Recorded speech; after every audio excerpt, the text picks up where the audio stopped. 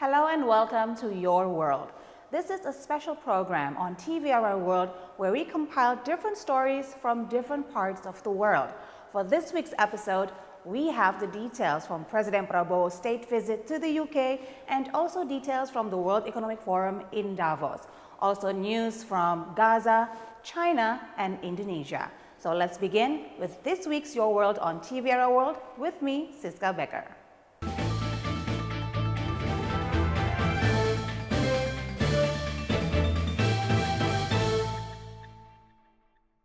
Now we begin our first segment of Your World with the news of President Prabowo Subianto, who is in London to launch a landmark strategic partnership with the United Kingdom.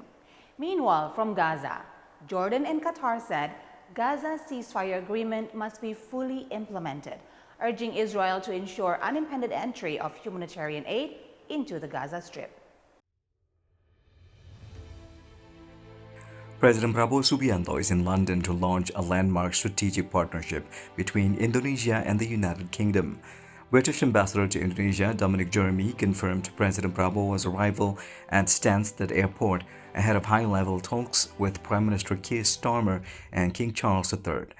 The visit centers on a new bilateral strategic cooperation agreement with an agenda that connects British business leaders with Indonesian partners to boost exports between the world's 6th and 16th largest economies.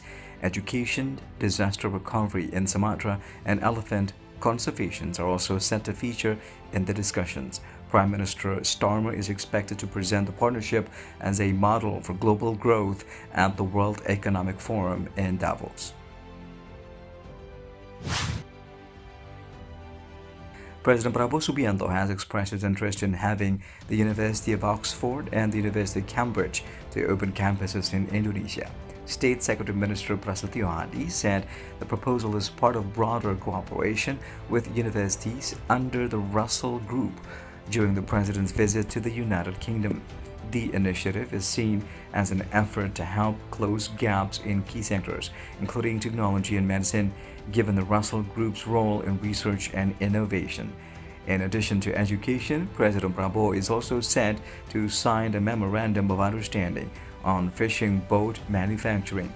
The cooperation aims to support Indonesia's maritime sectors, improve fishermen's welfare, and strengthen national maritime resources.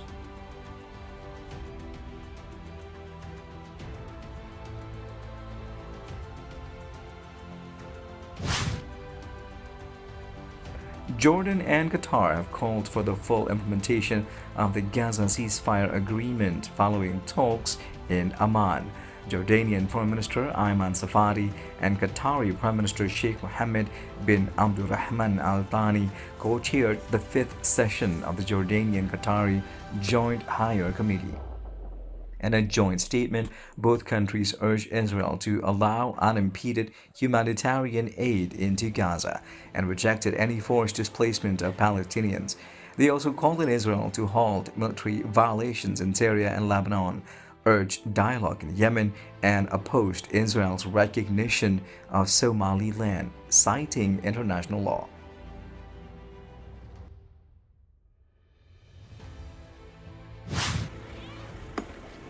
The second round of a routine immunization catch-up campaign is underway in the Gaza Strip from January 18th to 29th, 2026. The campaign, led by UNICEF, UNRWA, WHO, and partners in coordination with the Ministry of Health, targets children under the age of 3. Amid winter conditions, overcrowding, and poor sanitation, the effort aims to reduce the risk of disease outbreaks following 2 years of conflict and disrupted health services.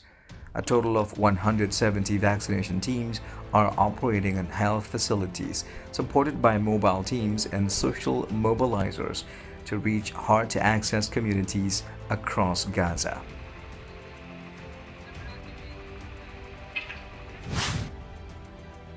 The humanitarian crisis in Gaza continues to deepen as more than 1 million displaced Palestinians face harsh winter conditions in makeshift tents. Freezing temperatures, heavy rain, and the lack of basic shelter have left families exposed to the elements. with flimsy camps offering little protection. Displaced residents say they desperately need basic infrastructure, including more stable shelters, as medical needs and hygiene shortages add to the crisis.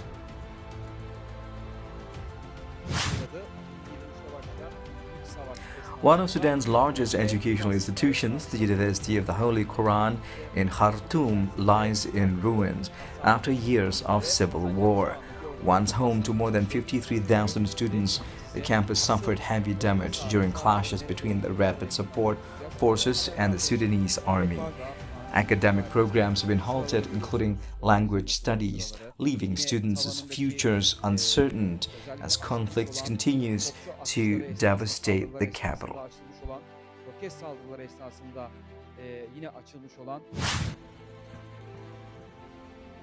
Israeli bulldozers have demolished structures inside the UNRWA compound in the Sheikh Jarrah neighborhood of occupied East Jerusalem. The operation was carried out under heavy military presence, with Israeli forces raising the Israeli flag inside the compound. Palestinian officials described the demolition as a serious escalation and a direct attack on a United Nations agency protected by international law.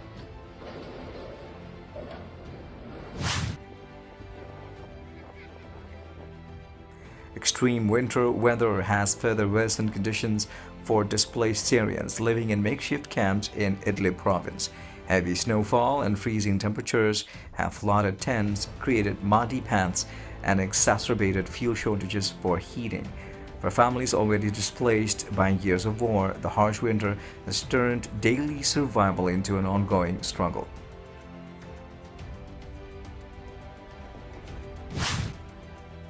The National Search and Rescue Agency Basarnas confirms that the ATR 42-500 aircraft crashed in a remote area of Mount Bulu, Saraung, making access and evacuation extremely difficult.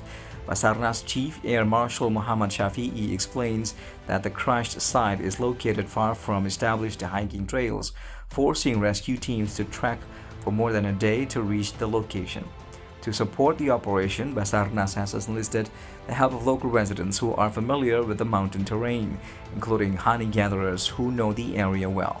Shafi says the most practical option for evacuating victims is by air.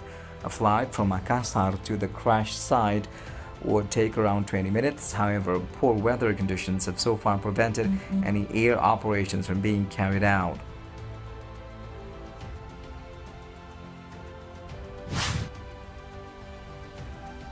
Director General of Civil Aviation Lukman Laisa says the National Transportation Safety Committee, or KNKT, is still investigating the ATR 42-500 incident in South Sulawesi. As a result, authorities have not yet been able to determine the primary cause of the crash. Lukman states that weather conditions will be one of the key factors analyzed by investigators. He stresses that the KNKT holds full authority over the investigation process, including drawing conclusions regarding the cause of the accident. Meanwhile, the evacuation effort continues, involving Basarnas, the military, the police, and local residents. A command post has been established at Topo Bulu, located approximately 4.6 kilometers from the crash site.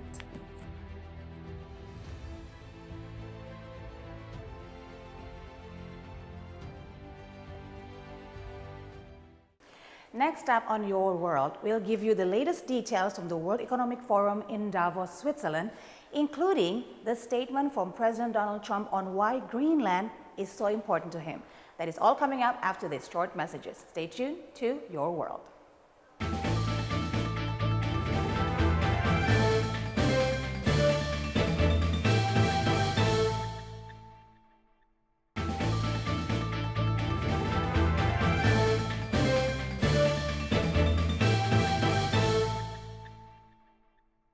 In our second segment, we'll tell you how U.S. President Donald Trump has reiterated U.S. needs of Greenland for security purposes.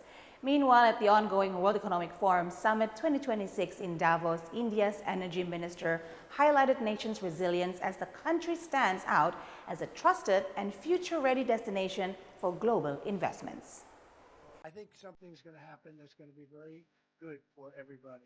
U.S. President Donald Trump reiterated that the United States needs Greenland for security purposes, getting them saying he to expects a positive outcome and that an arrangement could be reached that would satisfy NATO. at 5%. While emphasizing his view, the U.S. has made major contribution to the alliance and that Greenland is important for security interests. I think that we will work something out when NATO is going to be very happy, and we're working very happy. U.S. President Donald Trump criticized the UK's plan to cede sovereignty of the Chagos Islands, including Diego Garcia, which hosts a key U.S. military base, to Mauritius. He called the move an act of weakness and poor judgment, warning that it could be noticed by China and Russia. Trump argued that such decisions undermine national security and reinforced his view that Greenland should be acquired for strategic defense interests. 2% they weren't paying. At 5% they are paying. Residents in Nuuk, Greenland's main city, are voicing opposition to U.S. President Donald Trump's push to take control of the Danish Autonomous Territory. Trump has repeatedly said the United States should own Greenland and has threatened new tariffs on several European countries, including Denmark and Britain, that oppose the idea. Protesters rallied in Nuuk last week, displaying signs saying Greenland is not for sale and raising Greenlandic flags across the city. One resident said, Greenlanders must stand united and demand respect for their identity and sovereignty. India's renewable energy minister, Prahlad Joshi, said India strengthened its economic foundations and supply chains resilience amid global disruptions. He said, India is now a trusted and future-ready destination for global investment, supported by policy stability and reform-led growth. Joshi stressed that the key challenge in the global energy transition is building resilient, scalable, and investment-ready infrastructure. He noted India has achieved 267 gigawatts of non-fossil energy capacity and remains on track to reach 500 gigawatts by 2030.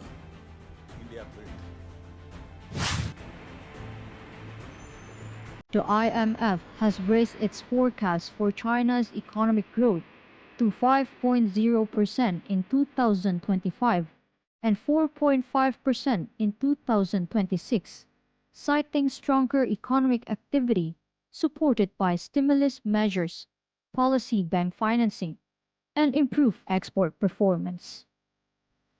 The fund said global growth is expected to remain resilient, with 2026 growth projected at around 3.3%, helped by solid performance in major economies, including China and the United States. It noted China has stepped up fiscal, monetary, and investment support in line with IMF recommendations to stabilize growth and boost domestic demand while maintaining financial stability.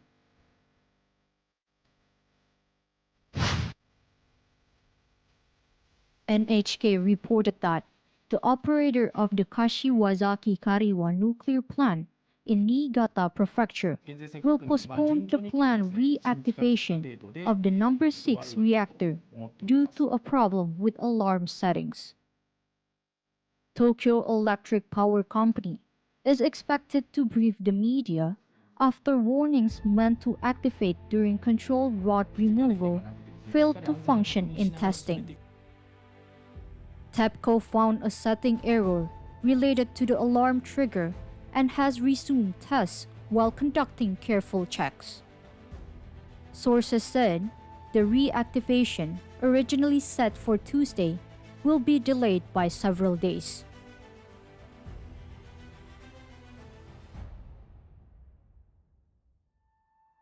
So that's our recap from Davos. In the next segment, right after the break, we'll tell you how Indonesia and China have something in common. They both have accomplished something quite significant. We'll tell you exactly what right after these short messages. We'll be right back.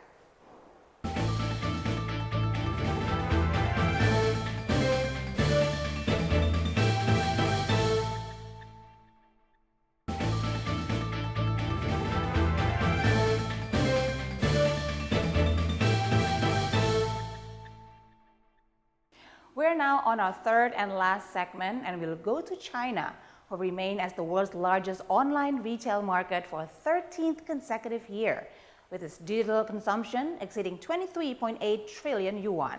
Meanwhile, Indonesian Mixed Martial Arts, or MMA team, won 1 gold medal and 3 bronze medals from the 3rd AMMA Championship 2026 in Luzhou, China. China has remained the world's largest online retail market for a 13th consecutive year, with digital consumption exceeding 23.8 trillion yuan, or about 3.39 trillion US dollars. The figure was released at a National E-commerce Work Conference this week. Officials said the sector has achieved solid gains in high-quality development over the past 5 years, emerging as a key driver of new productive forces.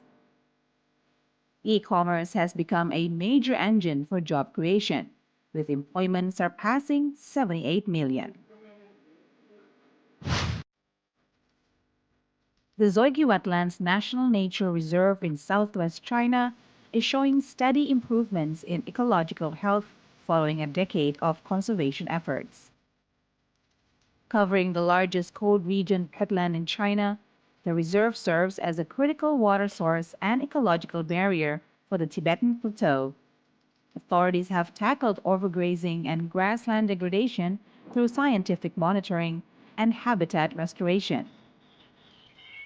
These measures have helped foster biodiversity with growing populations of black-necked cranes, swans, and Siberian cranes.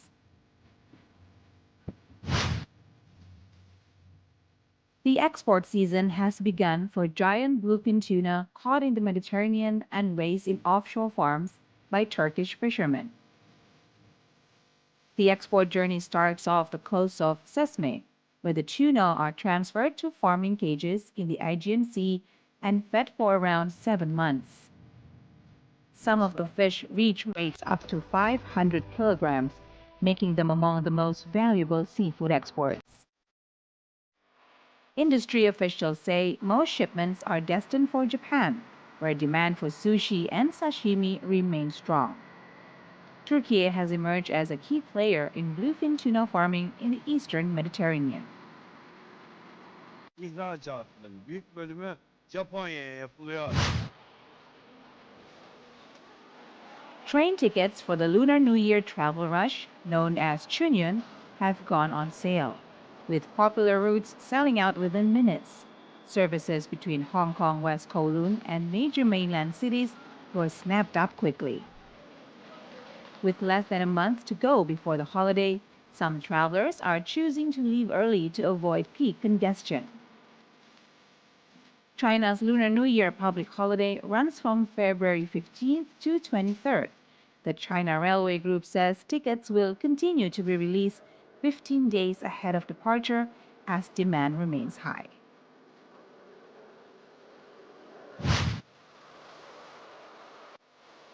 Vietnam is accelerating the development of satellite cities around Hanoi as part of its long-term urban strategy. At the capital's southern gateway, major infrastructure projects in Ninh Binh province are taking shape. New hospital campuses and transport links have shortened travel times and improved quality of life. Officials say the area is attracting skilled workers and young families seeking affordable housing. The satellite city model is expected to ease pressure on Hanoi's urban core and create new regional growth poles.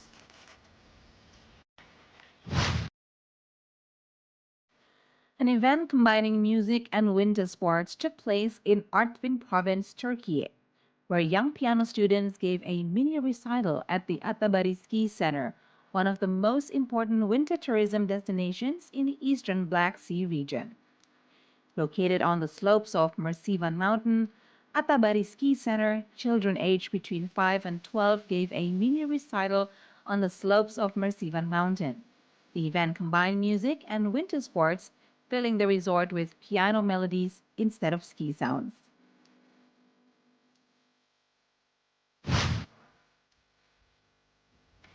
The Palace Museum in Beijing took on a magnificent look after swirling snow over the weekend. The rare snowfall cast an enchanting glow. It settled on the red walls and golden rooftops of the former imperial palace, making it a captivating sight for visitors from across the country to immerse themselves in the majestic beauty.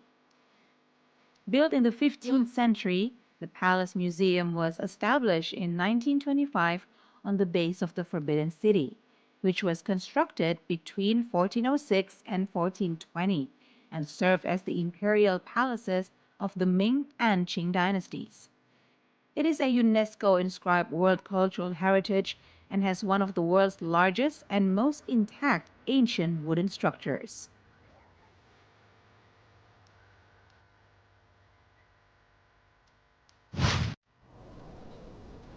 The Kizilirmak Delta bird paradise in Samsun continues to serve as a vital winter refuge for migratory birds.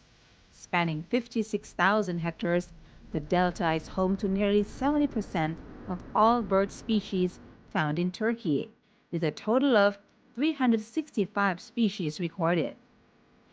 During the winter months, the delta becomes a vital refuge for migratory birds arriving from Siberia and northern Europe.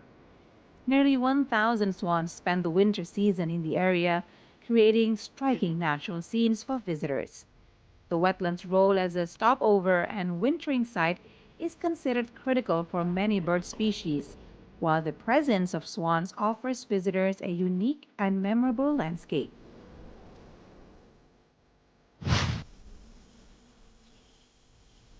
In 2011, scientific surveys showed that the Van Long wetland in Ninh Binh province had only about 50 white-rumped langurs left in the wild, unevenly distributed. To increase numbers and form new groups, 5 langurs from the Chuchpyong Primate Rescue Center were reintroduced to the area. This effort has helped the population grow to about 250 individuals today. Scientists say the area now hosts the largest remaining population of the species, strengthening its ecological value and supporting upcoming UNESCO heritage submissions.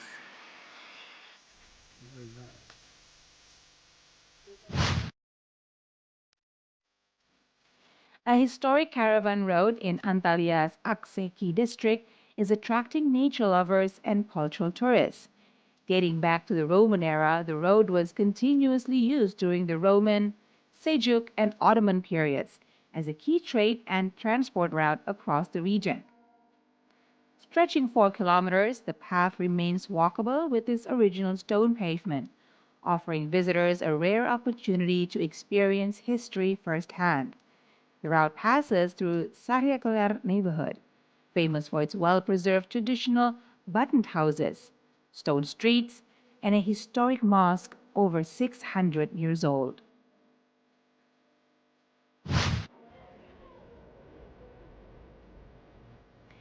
Residents in western Japan have held an annual fire festival to mark the approach of spring. The event took place at Cape Shinohisaki, where flaming arrows were shot to ignite a vast field of withered grass. The controlled burn is believed to eliminate harmful insects and prepare the land for new growth. At around 5:30 p.m., members of a local high school archery club shot fire-tipped arrows from a hilltop, setting nearly 100,000 square meters of grassland ablaze. The local tourism association said the festival attracted around 3,500 visitors this year, drawing thousands of spectators who described the scene as mythical and moving.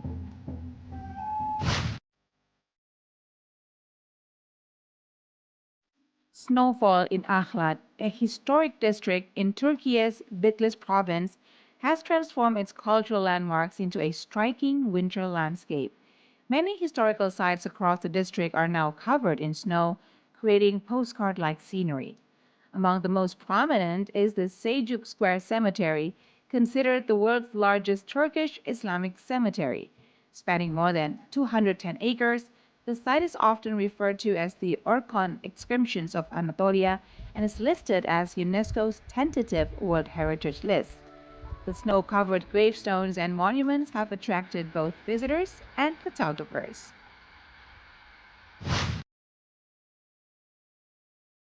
Indonesia's women's MMA team has claimed 1 gold and 3 bronze medals at the AMMA Championship 2026 in China.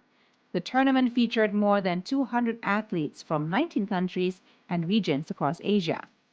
Indonesian athlete Delvi Nurfadillah won gold in the traditional MMA 49-kilogram category. 3 other Indonesian women athletes earned bronze medals in various modern and traditional MMA categories. Officials say the results reflect Indonesia's growing competitiveness in the sport at the Asian level. The achievement is expected to further promote MMA development and athlete regeneration in Indonesia.